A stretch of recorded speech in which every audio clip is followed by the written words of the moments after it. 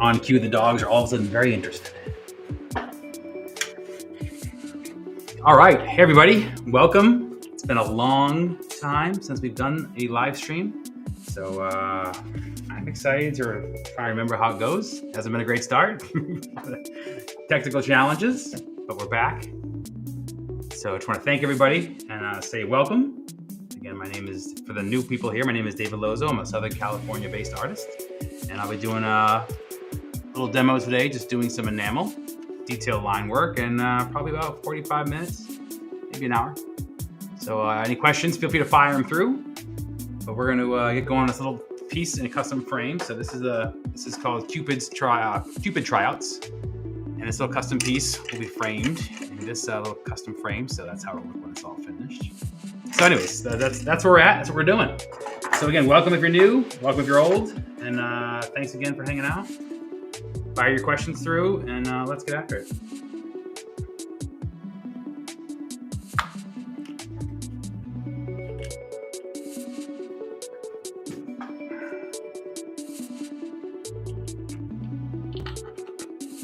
We may or may not be interrupted by the dogs because they are all snippy.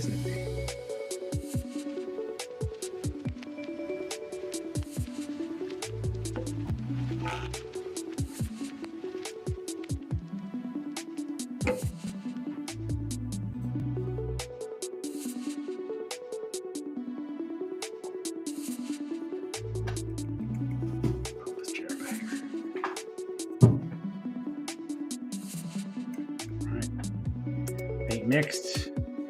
Chit chat. Carciolo says hi, great art. Hey, thank you, man, for hanging out.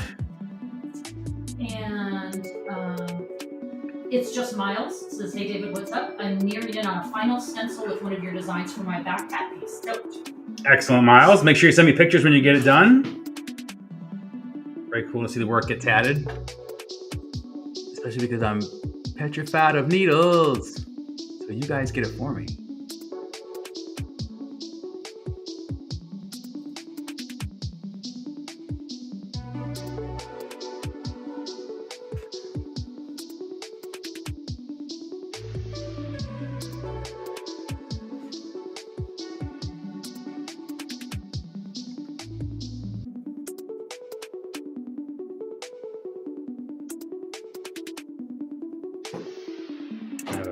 Fun tattoo related project in the works that we'll let you guys know about in the future, but tease you now.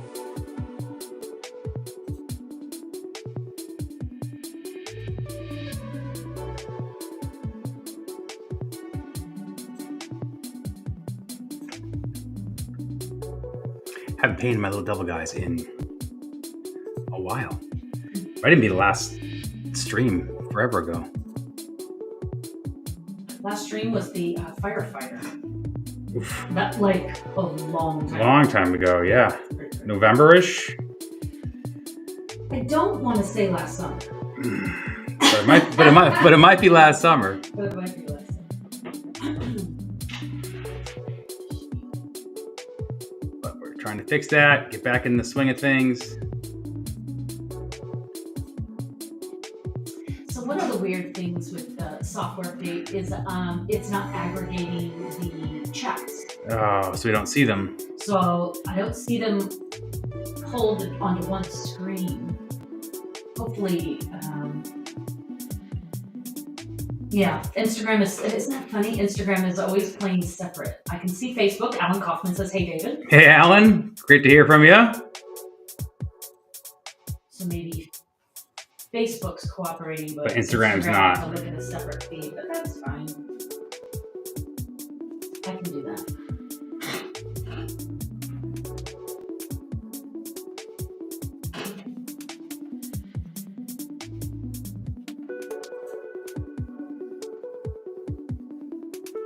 Everyone make everything work.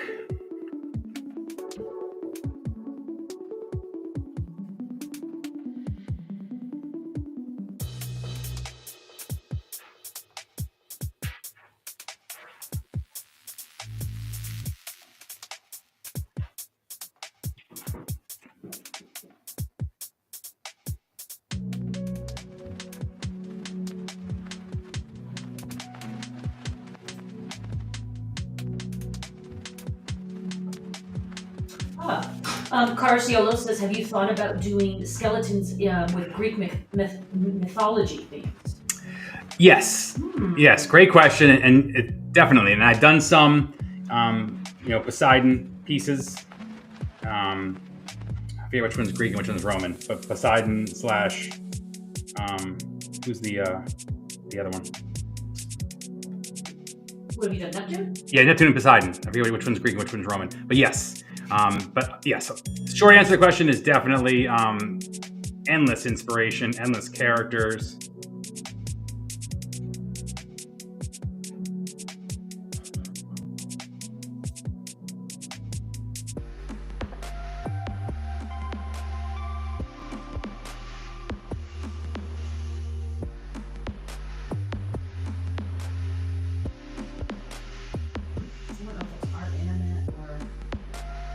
Instagram in general, it's a little slow. I'm on Instagram. Oh, Carciolo says he just did a Hercules tattoo. Oh, nice. Yeah, very cool. What was the Mares of Diomedes piece you did? That is is it Greek? I think it's Greek. Yes, I did Mares of Diomedes years ago. Only my Google was working. Oh, that was a long time ago. Yeah, that's a monochromatic enamel piece, which we haven't done that in years. Like many. There's so many Yeah, good. so, okay, Maris was green. We don't even have that on my site anymore. No, you'd be hard pressed to even find an old picture of that. Yeah. So Poseidon is Greek, Neptune is Roman. Yeah. FYI. Because the expert in both is going to let me know. There'll be some. Yeah, sir. Sir.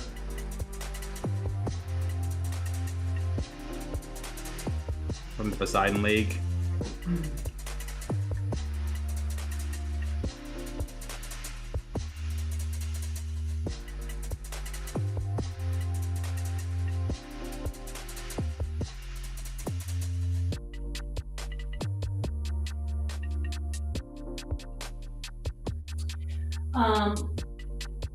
Oh gosh, I'm trying to see how the name is. I'm gonna slaughter anyways. Color Connection. Okay, Color Connection is asking what's the name of the liner brush you're using. So liner brush I'm using, this one here is a Kafka. They used to be Dick Blick generics, and then Kafka had them made there. So they are a synthetic hair brush. This is a 5 size, the smallest size they make. It's a good brush, but synthetic is the key. There's a lot of great liners out there. Treckle makes some good liners. Robert Smith makes some good liners, but the key part of it is synthetic and not natural hair. One, because I don't use natural hair brushes for. I don't think they should be harvested that way, but that's a side note. But I don't like natural hair because it's too soft. It's too non-responsive. It's a pull stroke with a brush instead of a drag stroke, and I prefer to have a really flexible, snappy tip, and that's because of the synthetic versus the natural hair. That's one of my natural hair brush tangent.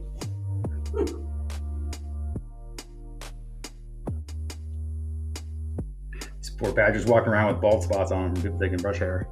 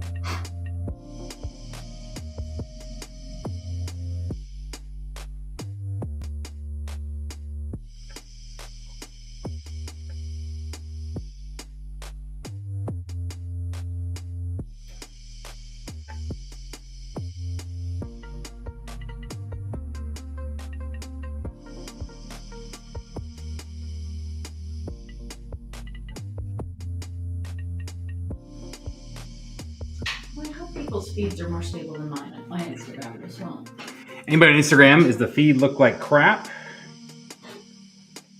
Like when I'm on the restream looking at Instagram, it looks pretty okay, like maybe 90% clean. But on my phone, it's like, bleh. Let me know if you're on Instagram if the stream is choppy or if we're good. Facebook's pretty clear. Twitch says that my average stream bitrate is too high, but it looks clear. So, all right, then we'll get right on that, Twitch. You get what you get. Super helpful, everybody. All the stream feedback, you're just like, what am I supposed to do with it? I don't know how to change what those words mean. Lisa on Instagram says, I love your work. You're inspiring me to pick up paintbrushes again. Oh, Excellent, Lisa. Get after it. that's cool. And she's saying the stream looks clean to her. All right. Okay, good. Doesn't matter what I'm saying. Lean back just a little bit. Lean back. It's just it's the right side. I gotta get the right side. We know how this works. Oh, so your big fat head. Well, big fat head for a minute. I gotta get that side. Maybe this will make you move. What I actually see is your gray. Oh, don't be like And that. your beard. It doesn't be like that. That'll make you move. That's not very nice. The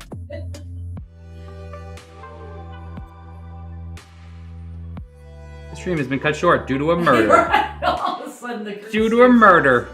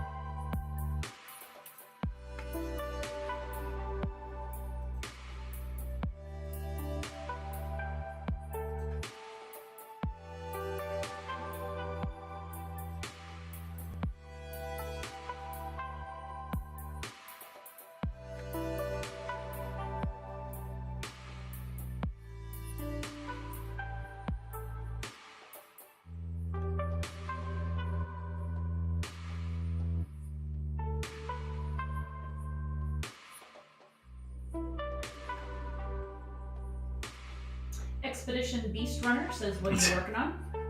We're not responding to him. Oh no. I don't know who that It's Aldo.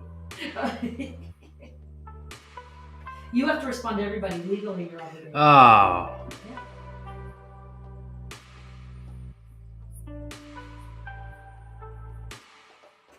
Thanks for tuning in, Aldo.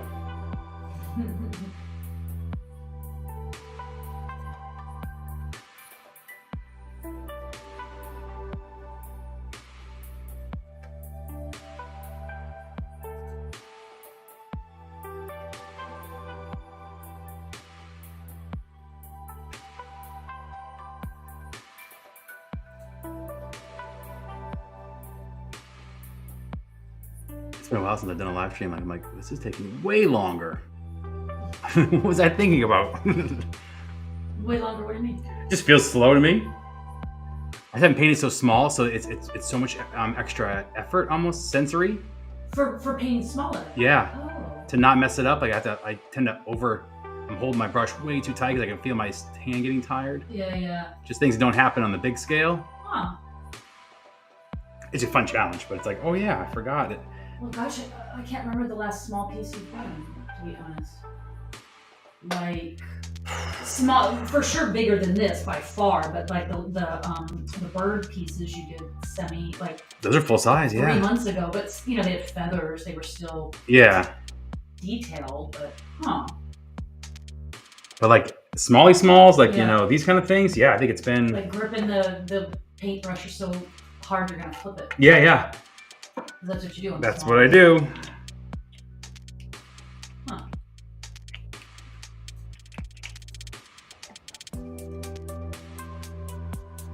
And the first 5 minutes of any painting, petrified by the fact that I don't remember how to paint.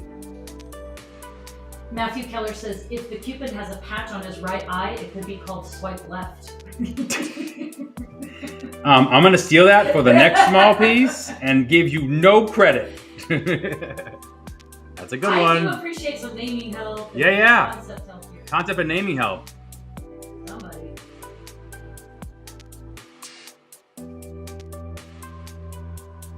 We will crowdsource all of our ideas. I am for it.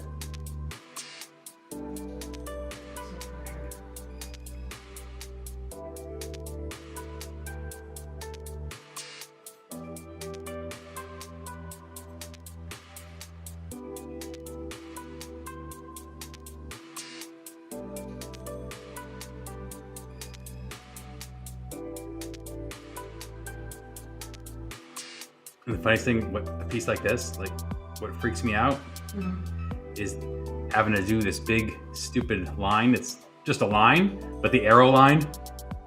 Oh, right. Like, I hate those. Why are you so straight and long?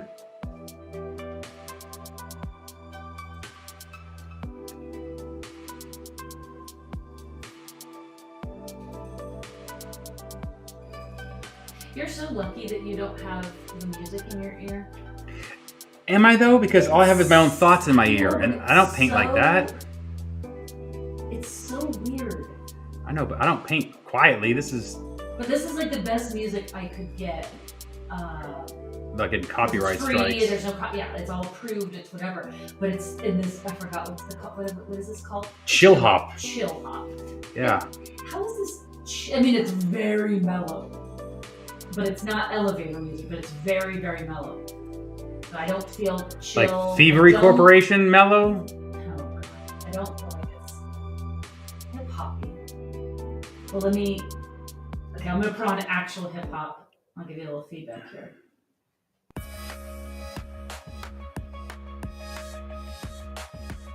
With this software, it's AI generated, copyright approved music, right? So we won't get deplatformed or anything. So they give us They give us about 15 sound options, and they don't give you any like samples, so you just kind of are playing it and you find out how good or bad it is.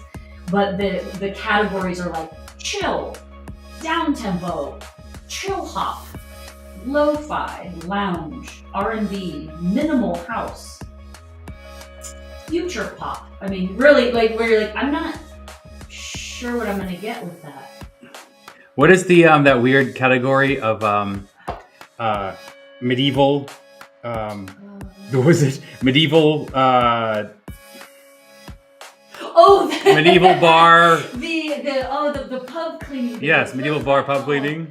Oh no, what was that called? Medieval pub closed down. I can't remember. It was something really weird. So that though I would almost understand. Yeah. Okay, so the hip hop, plus I'm on a time delay. So the hip hop came through. Who in the world is calling this hip hop? Like, what am I listening to? Oh, Aldo's being helpful. He said, "Hey, you missed a line." But see, you give him a platform. You shouldn't have ever acknowledged him. Yeah. Okay, just for that, I'm gonna put on minimal house. Getting minimal help. Minimal house music. I can't wait to hear what the heck that is.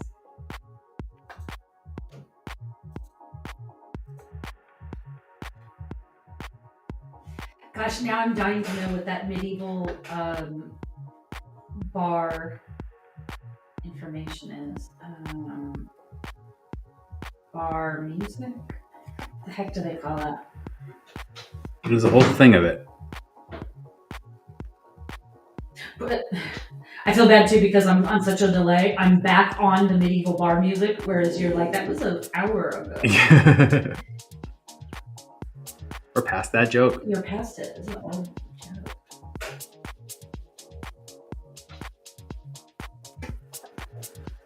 Right, I'm going to go in the way of the camera just to get...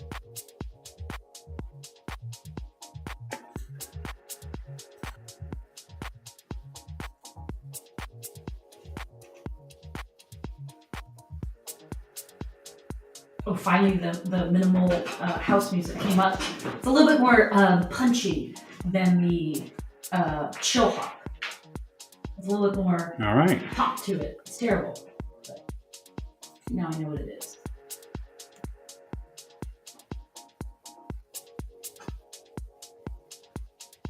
I mean, like ambient, atmosphere, nature sounds. I get it. What is corporate? Oh, that like a news flash kind of thing, I bet. Yeah. Like a presentation. Ooh, acoustic. Just guys playing chords because they have to pay for them. I feel bad for anybody that has listening to the minimal house, but I can't take a chance.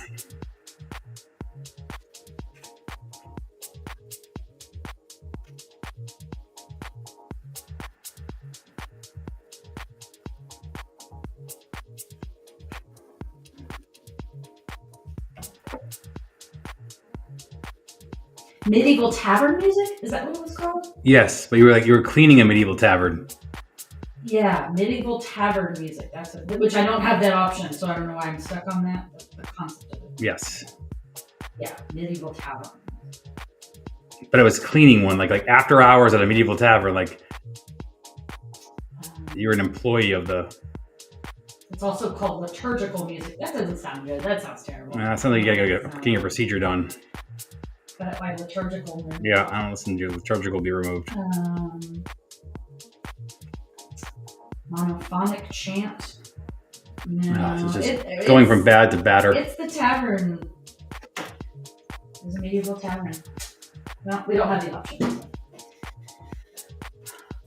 I hope you guys enjoyed the stream. It's the first stream back for a while. Yeah. And there's a lot of stuff to figure out. Okay, I'm on a time delay, so when I change the music, it's going to take a minute for me to hear it. So I'm going to put on. Ooh, what do you think about cinematic? It's gonna be super dramatic. Yeah, it's gonna be too dramatic. How about epic?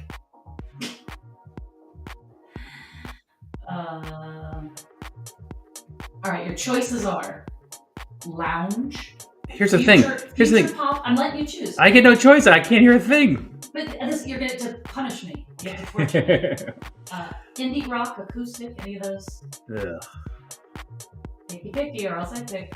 You pick. You can see all the things. Or I'll put on corporate. Corporate? All right. Future pop. What the heck is a future pop? Should be very electric, right? Synths. That's what I'm shooting for. I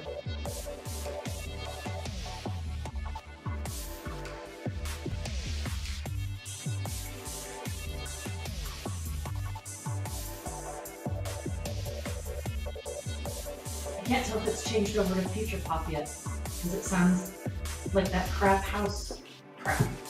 Well, just watch the stream, and if it empties out. It can't get worse. Between minimal house and future pop, I think they're the same thing.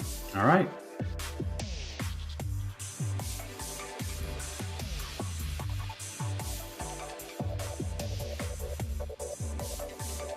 I think future pop is just like minimal. I'm pretty sure it changed over, and I didn't even know. You know what I'm gonna do? No idea. I'm going corporate. Sell out. Ooh!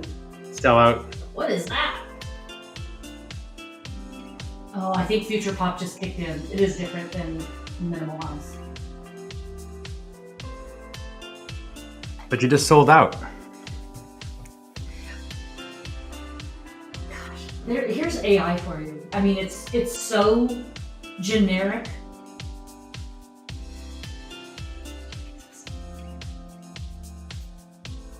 You just feed the chord structure through and then badoom.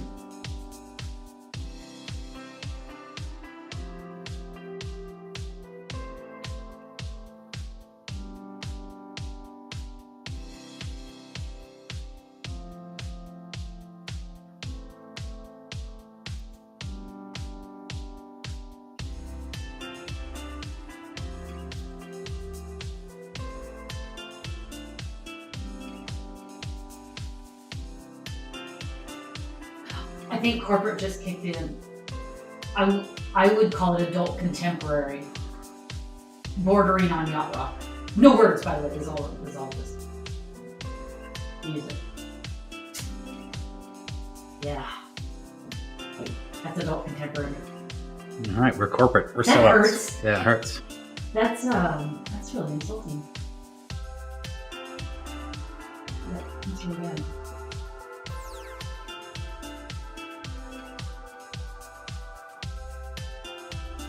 Wow. Will they play with like Target and stuff? It was always going to be bad. I'm putting chill hop back on because I'm young and cool. And not that those words really say to me. Hey, Chris Crozier says, what you doing? Chris Crozier. He's painting. I'm trying to figure out what these free non-copyright music options are. So we're both not doing well. I got a message, Chris, too, because his commission time has now cut to the front of the line. Oh, Mr. Crozier. Mr. Crozier now boarding at Dock 5.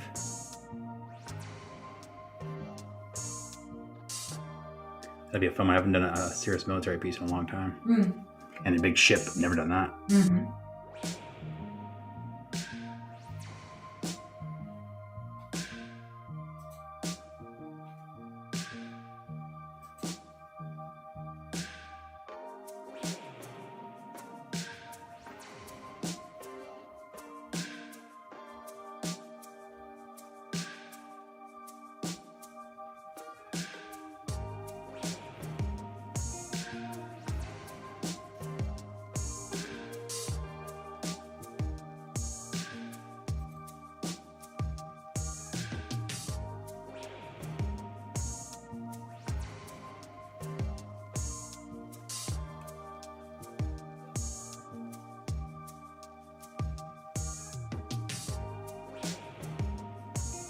chill hop makes me sleepy. We're going R&B now.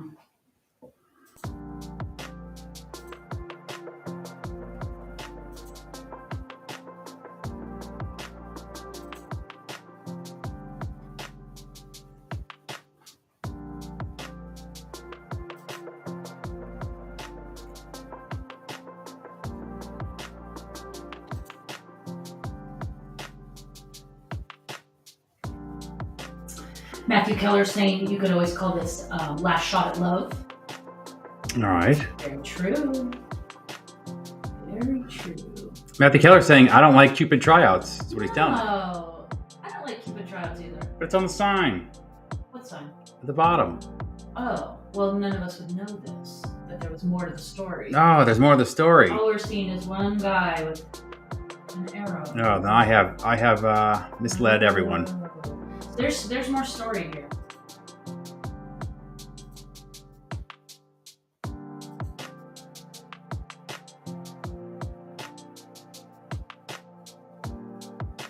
I don't like the R&B.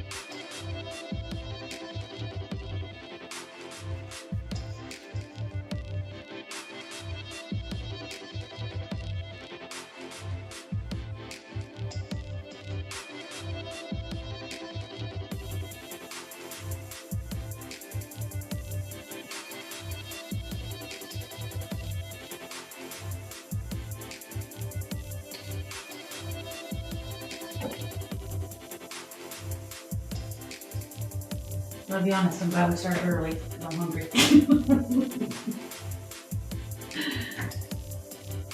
How long is this painting going to take? What are we doing? Exactly. This is the first time back. Oh. Yeah. Mistakes have been made.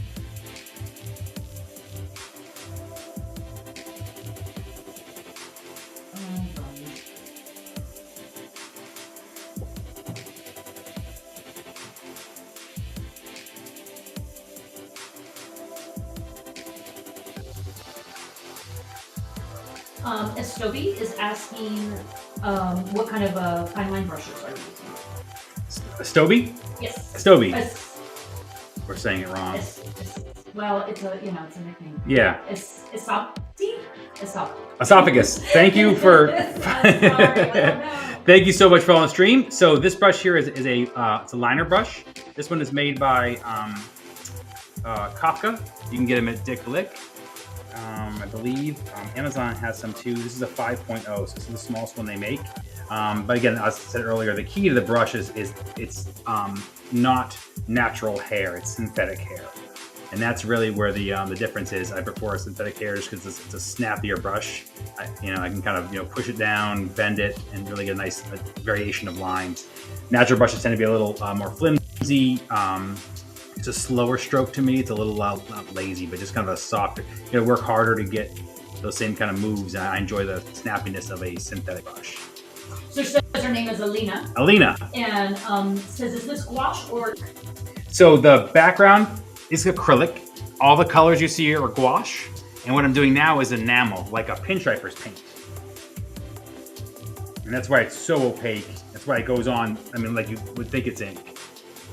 It's hard to tell on the video, but this is actually a dark purple, a darkest shade of the background. So it kind of gives that just an extra layer of energy. So she's saying, are you saying that synthetic has a better integrity? So good question. Integrity really depends on the type of the maker of the brush. Because if you get an expensive expensive synthetic and a cheap natural, the cheap's gonna fall apart. But I would say yes, synthetic does tend to stay pointing the right direction longer. Nice sharper points longer because it isn't a natural fiber. It's a synthetic fiber that's made to go the same way versus trying to corral natural fibers. So, but if you're gonna buy a liner brush, buy a good liner brush because it's worth it because the little points, even on mine, like after, 8 to 10 hours of line work, I will just switch to a new brush because the end just isn't the exact fine point that I want. Well, really, you should change even earlier. I should change even earlier. I'll deal with a bad brush for an entire painting for no reason. No reason. Hurting only myself.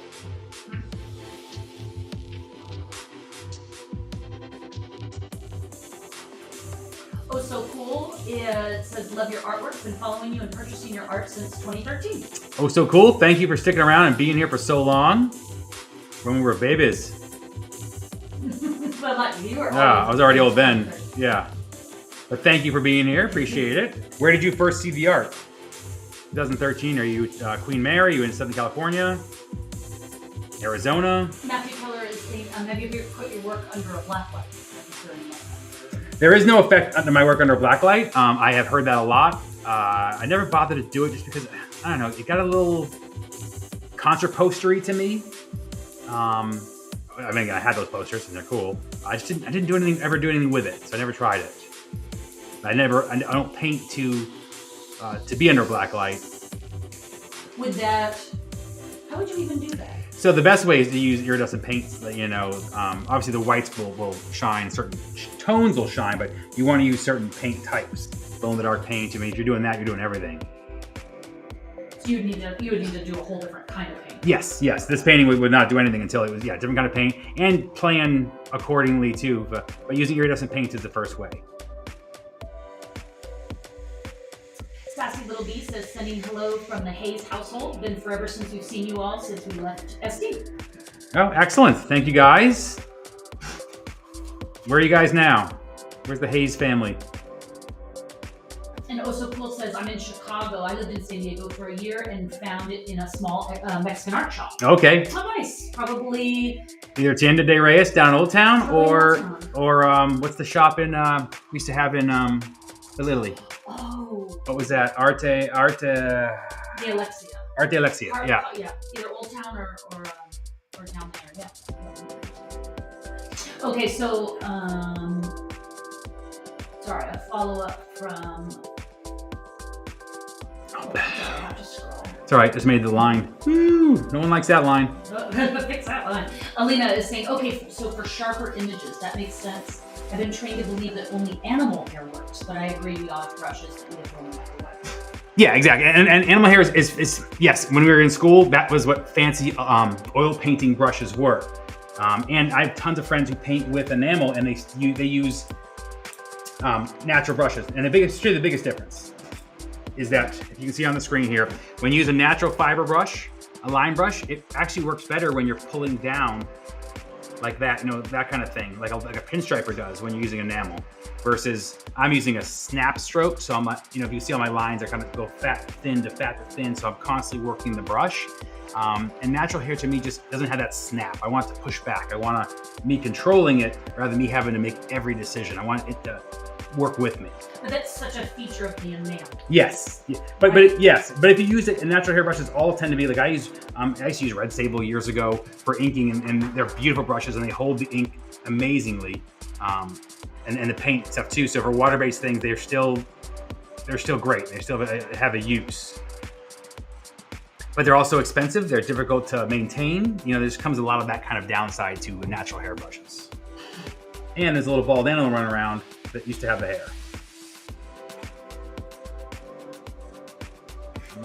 So Cool said yes. It was the second one. So it was Art de Alexia. Oh yeah, all right. Which was adorable shop. Yeah, we did solo shows there. That was a super fun. What can you see on the screen? So Sassy Little Bee is saying that they moved to Greenville, South Carolina, and that Michael is still in the convention art scene, but focusing on ones with a driving distance. Yes, of course. Yes, for sure. Totally get it. Excellent.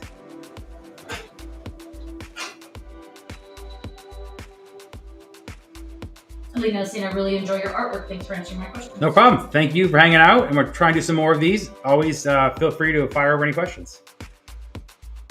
And Matthew was saying, some of your undersea work would be interesting under black light, like an aquarium. Oh, for sure. Totally. Yeah. Totally agree. Yeah. You could probably technically, if you what do you call it? Oh god, I forgot the word. Embellish. And when you embellish. I know what you're thinking. Yeah, you could probably embellish. Let's try to let you get there. Yeah. Right? Oh, for sure. And kind of get some of those effects. Oh, for sure. Yeah. Especially like catch and release. Yeah. Like, or party barge. Yeah, stuff that's already iridescent in them. Yeah. I could see that.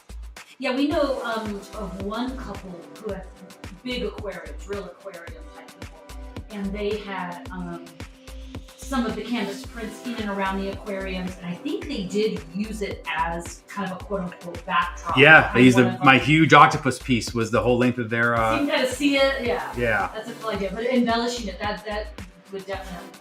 And that's really very. I mean, you can use whites that are like glow in the dark. I mean, that's a very easy way to do that for a custom piece. All right, Elena says bye and have a great rest of your evening. Thank you, Elena. Thanks for hanging out. Oh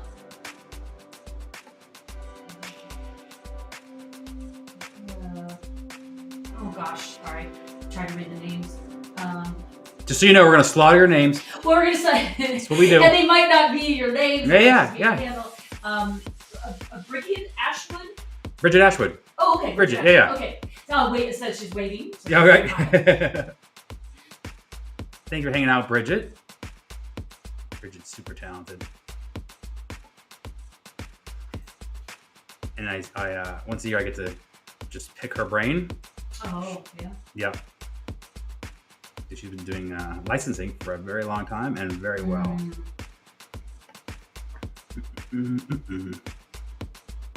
Yeah, Matthew's saying you could maybe have your work printed. Yes. Yeah, I don't think our printer, the printer that we go to for the canvases, they do a lot of stuff, but I don't think they do anything that is black light reactive yet. But I know they do foils and they do some cool embossed stuff. So I'd be curious about that if they ever do that. And then I can sell it at Spencer's. Very regional reference. Does that even exist anymore? Yeah. Oh, I say that. Hot Topic. There we go. Someone will know that. Hot Topic, Spencer's. Yeah. These have to exist somewhere still. Probably not cheap. No, it's not. And it'd be cooler than the giant mushroom field of glow in the darks that's going to be competing against. I don't know. I like it. I did too. It's super cool. But my college. My college dorm room was very, very black. We know who you were. Tell down, Bob Marley. Oh my goodness. I may have hand painted, legalized it on the wall. I was really active. Look at you. Yeah.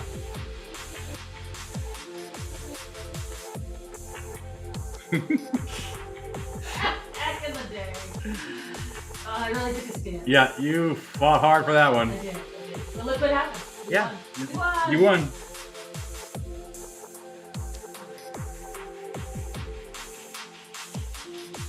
She fought so you guys could have your gummies. Yes. The dog controversy that was going on while we're talking, because we only have, for some reason, we only have one dog bed up at the studio now, and one just booted the other out. Like baby chicks out of the Oh no! Yeah. Is that why she's over here? Brutal. It was a takeover. Oh. Yep. She was sound asleep when he came in and he sat on her and he did this whole. This is a dry run to figure out what we need to fix in the studio. It's been too long. Well, he's happy and sleeping now, and she got me.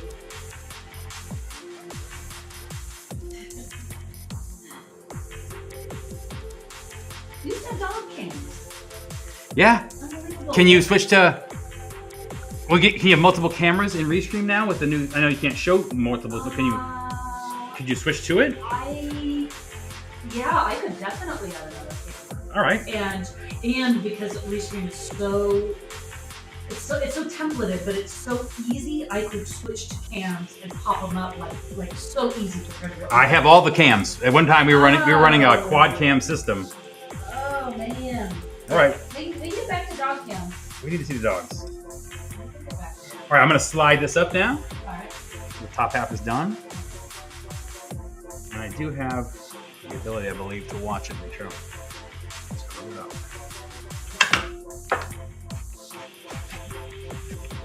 There's a whole bottom to this thing. 8,000. No one knows that.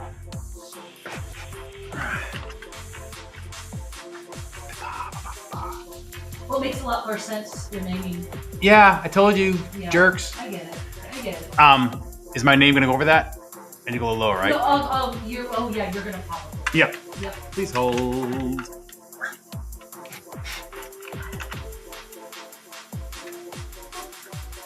There we go. Yep. Budzer on Twitch says looks great. Thanks, Budster. Appreciate you hanging out. So part 2 of the little painting. Part 2. Why you guys don't know what's going on. Can you write instant replay of the top part too?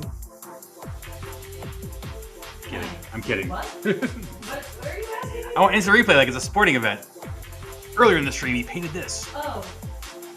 Earlier he painted. No, No, did I not do I that? believe not just saying it. That doesn't do anything. For visual stream, it doesn't do much. Earlier. Painted it. Bum, bum, bum, bum, bum. I can't tell because you took me off the thing. Go back to the studio. If I can, I'm trying to adjust the camera if I can get it. What do you want? Just no, right there. That's where I wanted you to be. So I can see that. Okay. There we go. Okay. See? No. But you're saying, what are you painting on? Is that canvas? So, great question. I didn't cover that. This is actually aquaboard, which is a coated masonite. And the reason I use that goes back to the brushes I was talking about. I like the snap and the feel of the brush, and I like to work with the canvas, and that's why I use board instead of canvas, because canvas is so one, it's riddled with the dimples and texture. And I don't want any of that because I'm doing fine line work, and to try and do line work over dimples is obviously a real pain.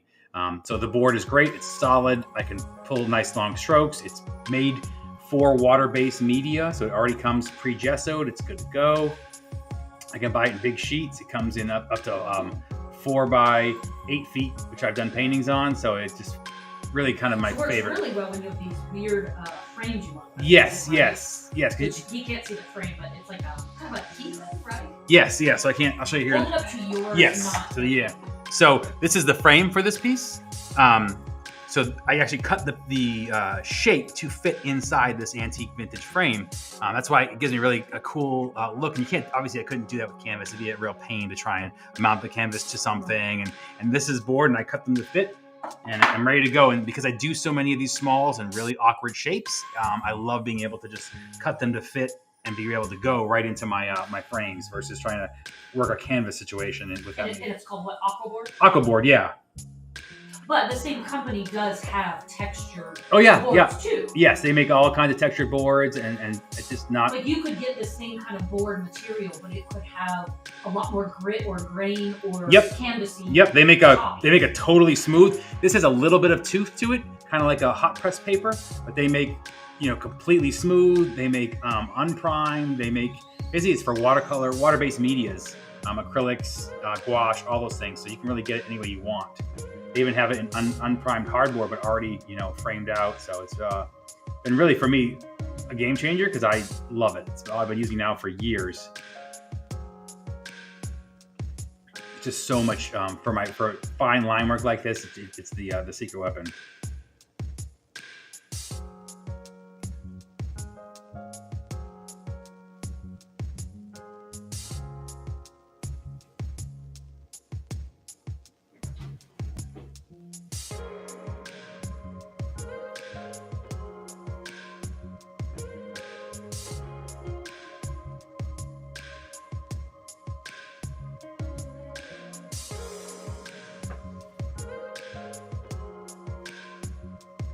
Doggy drama.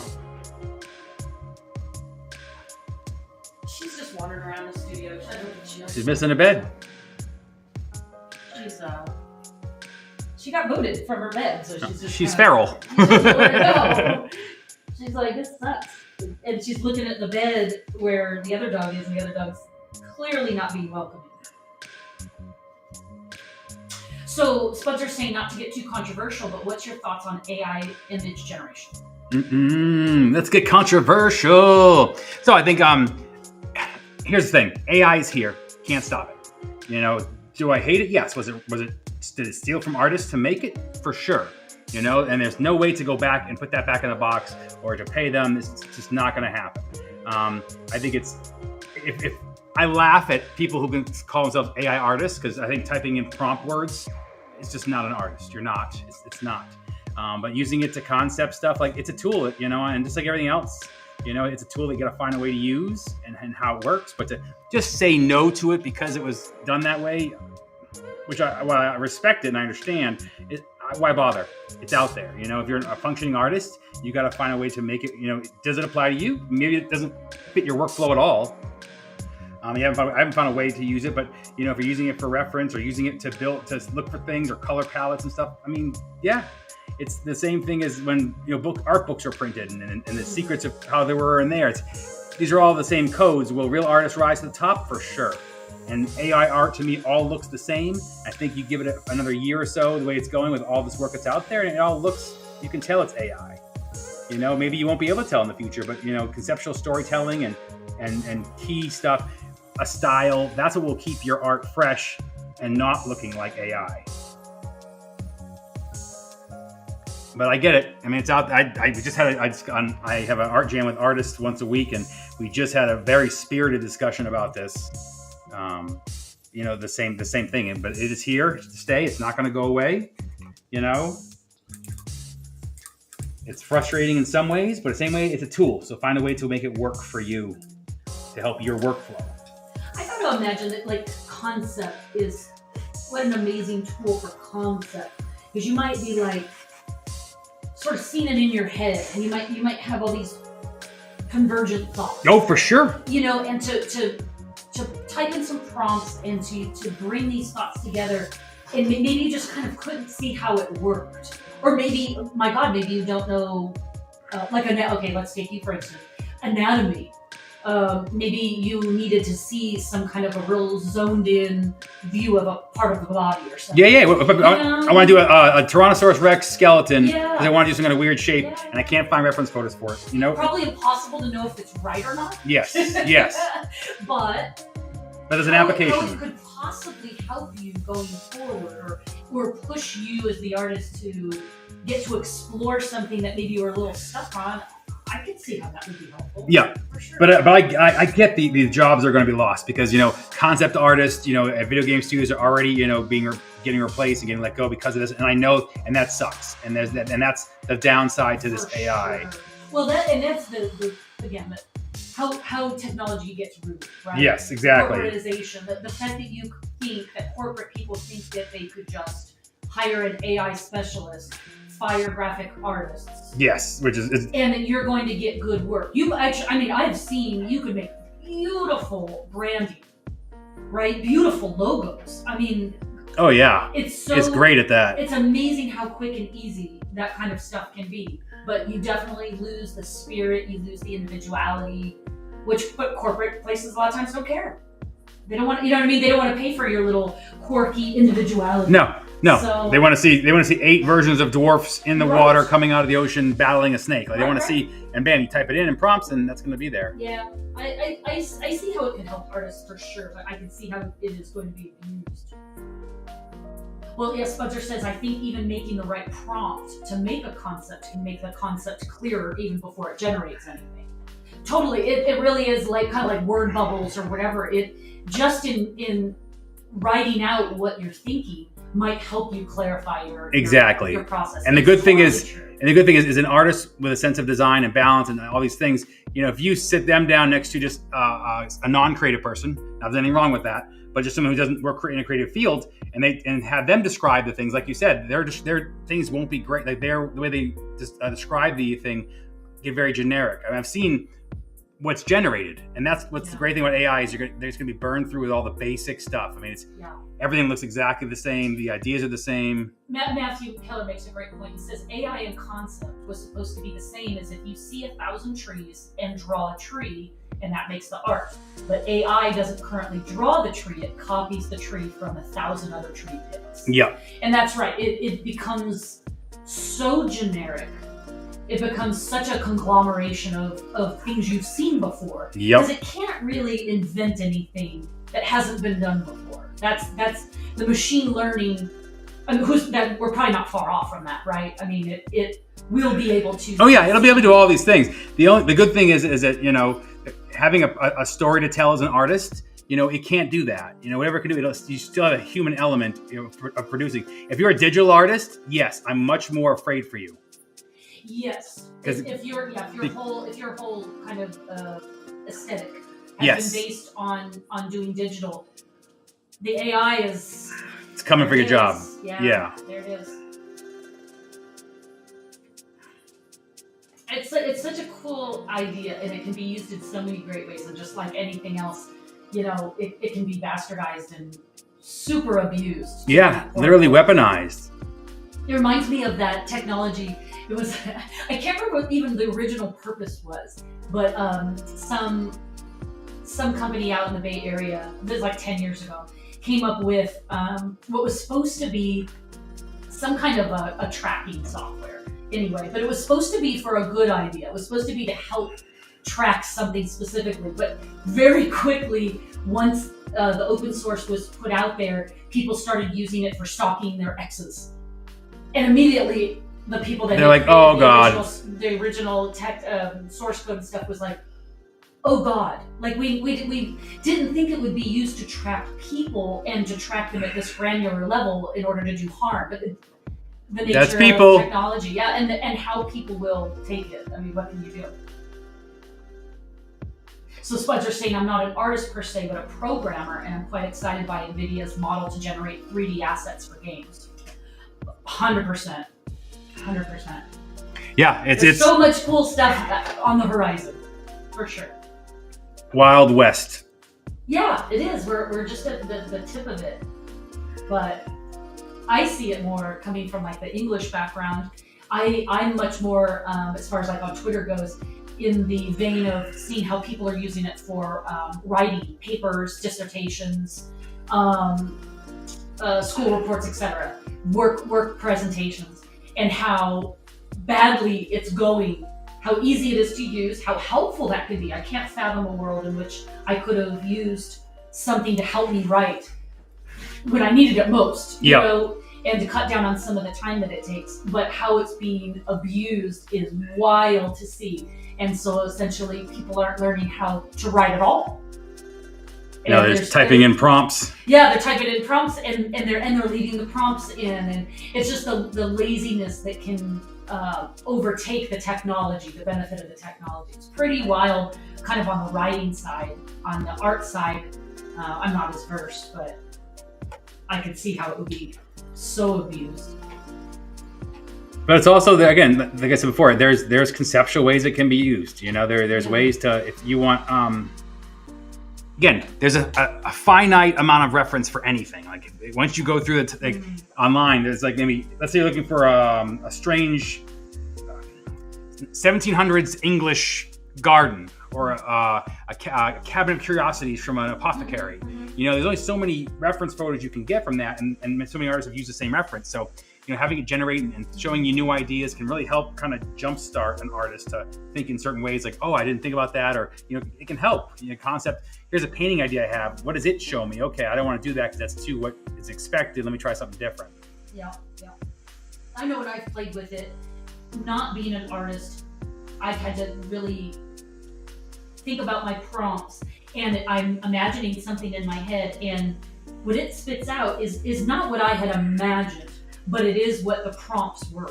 You know, you are limited by your own language, by how you write the prompt, and the ways that you can kind of tweak it and push it to get closer to what you were thinking. But then what has always happened with me is I hit a wall. Like it's no longer, I'm asking it to do another iteration of my concept, and it keeps spitting out worse and worse versions of my concept. And so that's where I see the limitation, where it can only pull so much, like you said, from all the sources that it has to pull from. And it starts to do all that weird stuff where it's, it has 6 fingers and 3 legs. You know what I mean? It starts to do things where it can't conceive of what I want different anymore. And version 10 is worse than version 2. So yeah, it's so much driven by what you tell it. But you're saying, I know a lot of people in academia use new models that just help you find related sources and papers, which is a fantastic use. Yeah. Oh yeah, I love the note taking ability of the chat, where you can just like leave a microphone and summarize what the lesson was about. Like, that's great. That's amazing to have those kind of clip notes. But the problem is then it becomes a cheat guide, and it's a slippery slope. And I don't know how it gets navigated. Just hearing teachers talk about that every paper they get is chat GTP, and then that's sad. That bums me out as an English major, to think that professors are just seeing people who are trying to major in English. Like, your whole purpose, which is again laughable, I'm taking my native language, but it's to teach you how to write and how to write well. And so to use ChatGPT for that, like for your major, instead of just kind of condensing your notes. I totally understand that, to make your note taking better, or to kind of help you study for a test, but to literally write something for you when your whole major is to learn how to write. It's like, what are you going to do with yourself? What is your major? Why are you here? What are you going to do for your job? Why are you in this major? I'm going to ChatGPT my job too. Yeah, maybe.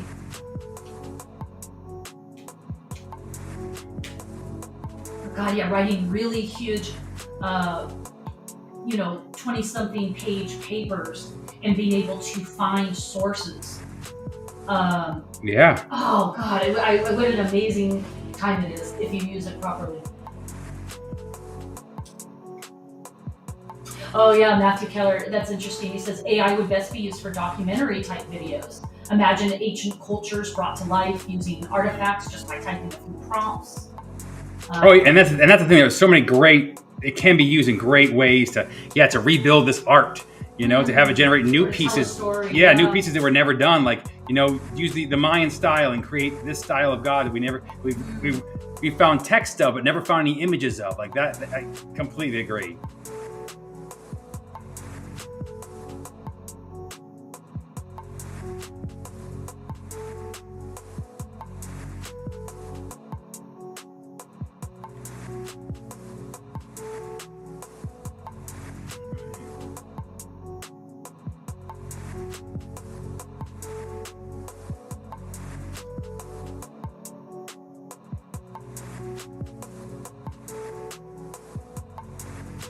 Paintings and photos is saying AI is a great tool if used ethically, but humans don't have a great history. No, we're not doing great. We're not being great at the ethic part.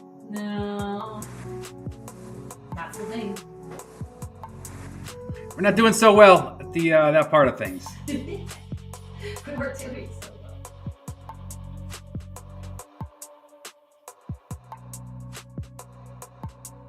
It's funny, I think back to all the jobs I've had, and I can just see all of these companies having these conversations behind closed doors. Oh, for sure. If we let 2 designers go, a senior and a junior designer, that we pay X amount of money and hire one person who doesn't just do the prompts for the design work they're doing, but they could also do so much more. Move your head a little bit. They could do the prompts for all the email stuff too. This is how these happen. You can see how people can be replaced so fast. And I could just see all the bosses I've had that would be jumping all over that. Like, they would have no problem with that.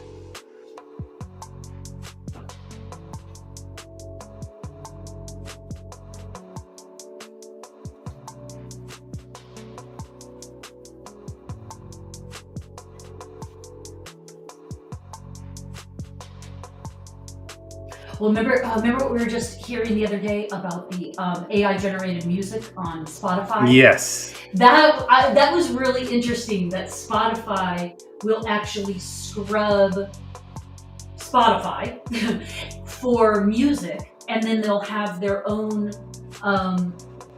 similar music spit out, like total AI generated music. But because they kind of own the platform, they can put that up against the music they ripped it from. Like making fake artists, like literally. Fake artists, yeah.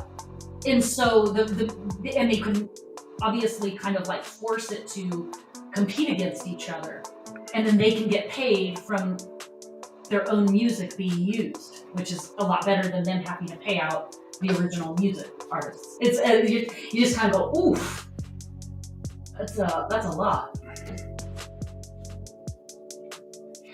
Congo Animation says, hey, what's up, bro? I've been subscribed to you for a while now. Meant to ask on how you got into art, and did you go anywhere to improve upon it, like art school or camp? Great question, Congo. Thank you for hanging out. Yes, so I always, the normal story, always drew as a kid, wanted to do something creative, to, still go to college, still get a job, but the family had a graphic designer in it.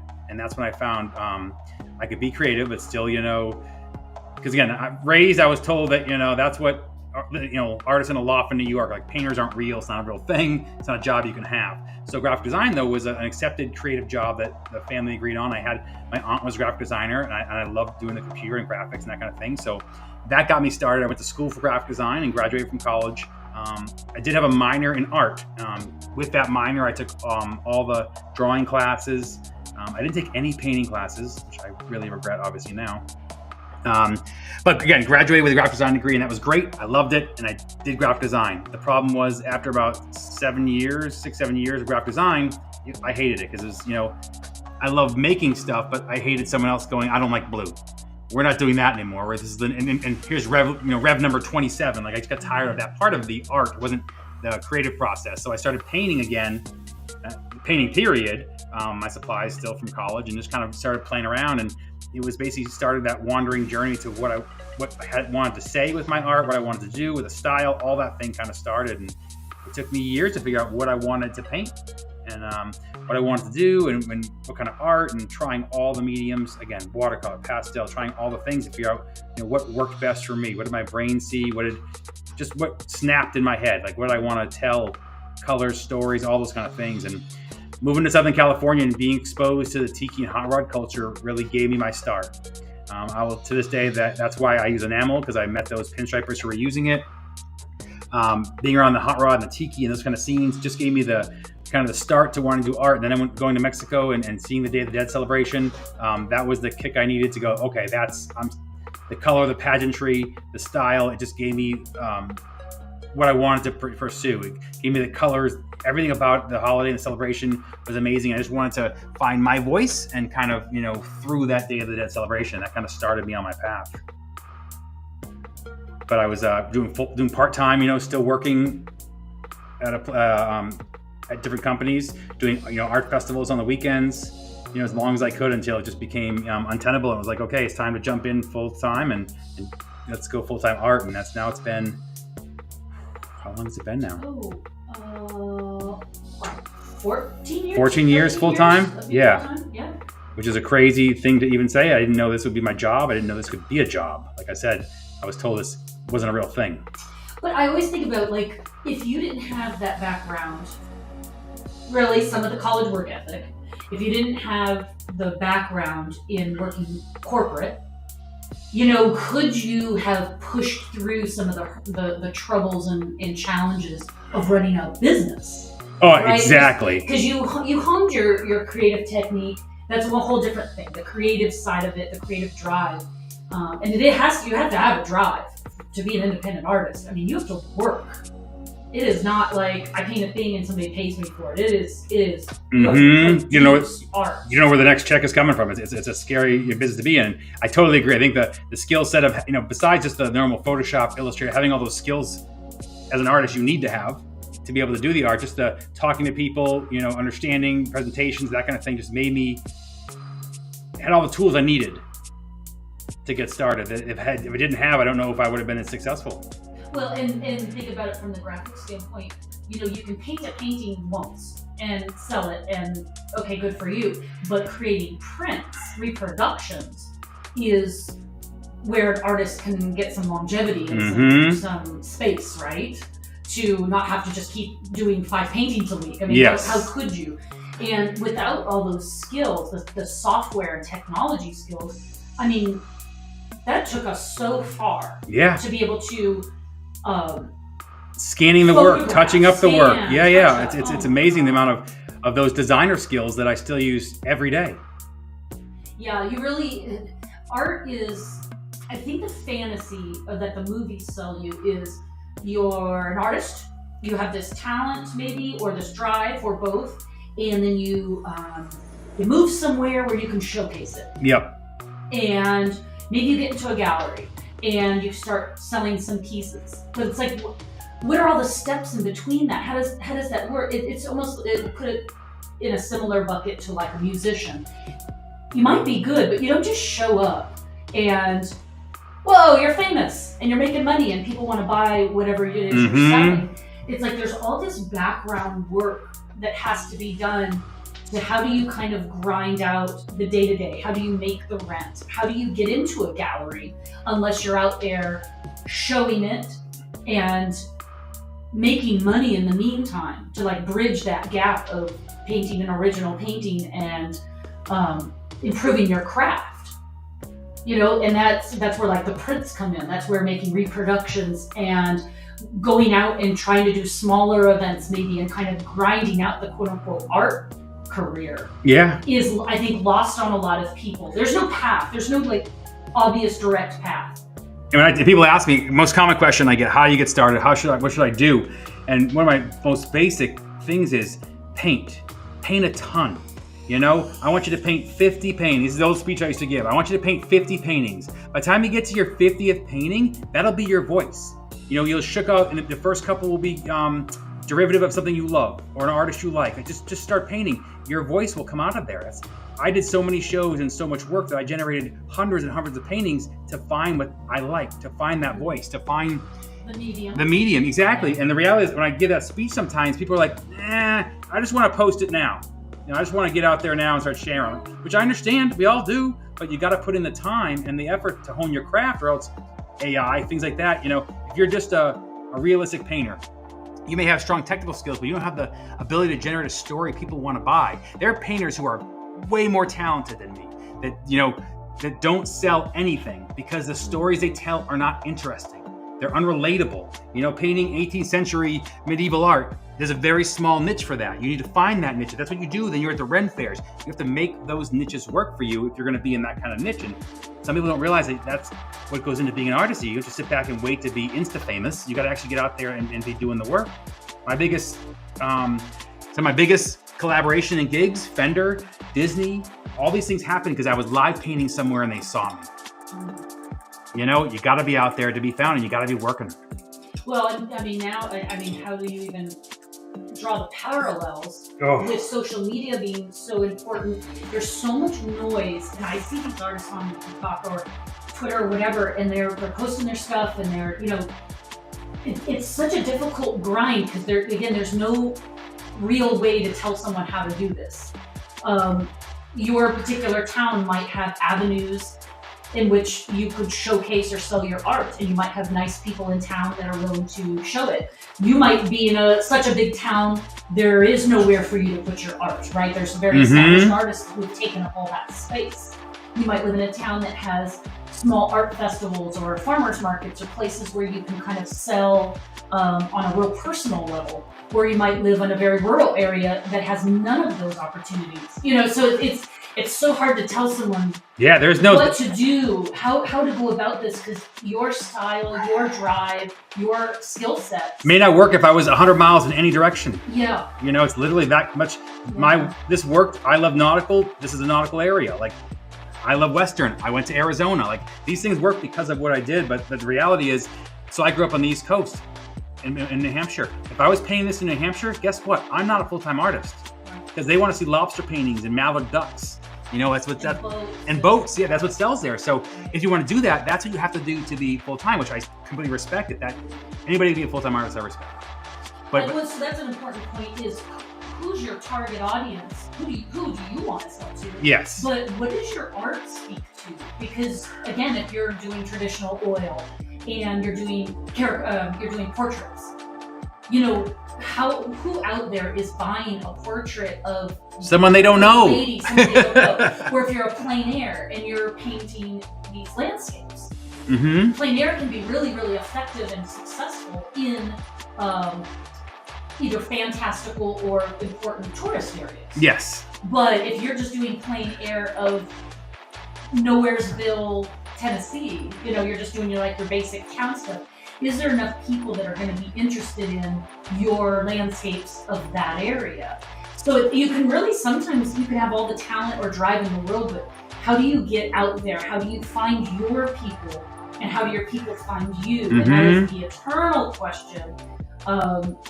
You know, we both worked really hard, both of us full time, and got the art across the world and traveled across the world with the art, which was always so amazing.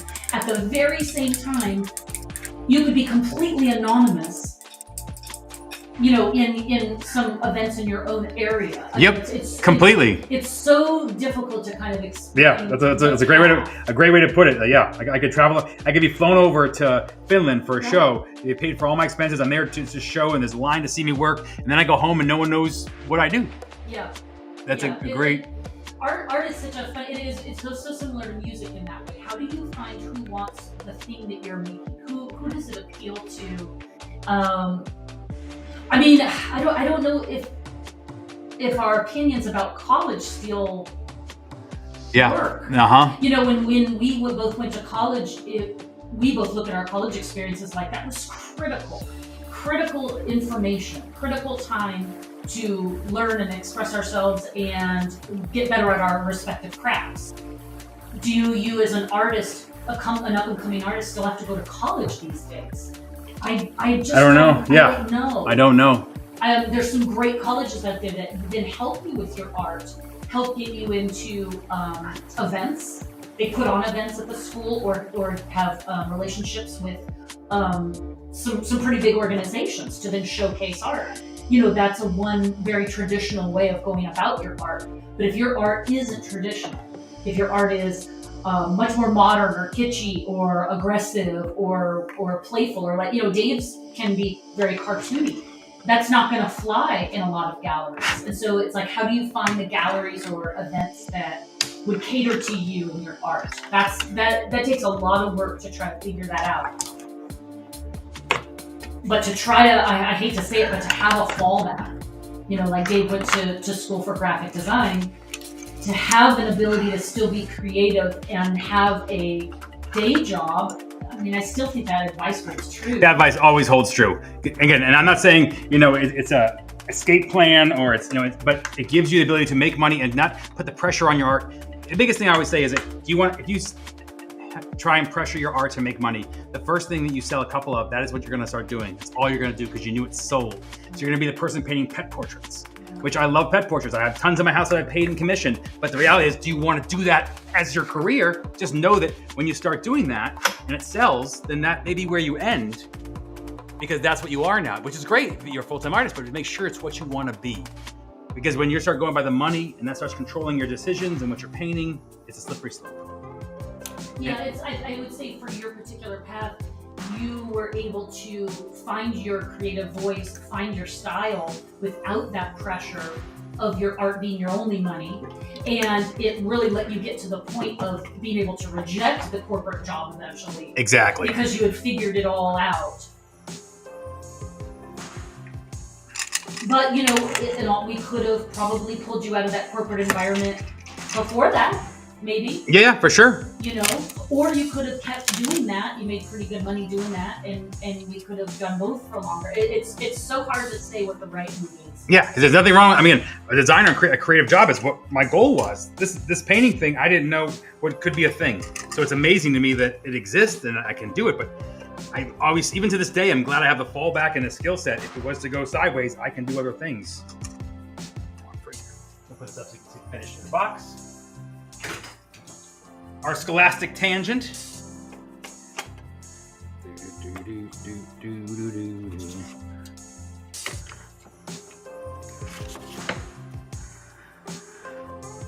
So the next stage now is just to clear coat the piece, and then I will mount it in this frame, and it'll be good to go. Again, this piece is available. Just message me at any time.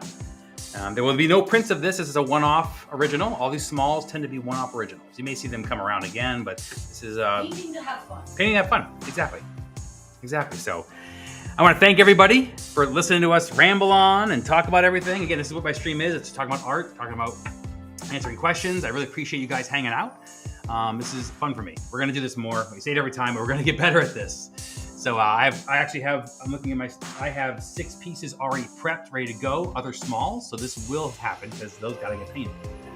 So hopefully we'll be back maybe within a week and do this again. So again, appreciate all your time, your questions, hanging out with me, and we'll hopefully see you guys again soon. All right, take care. Thank you.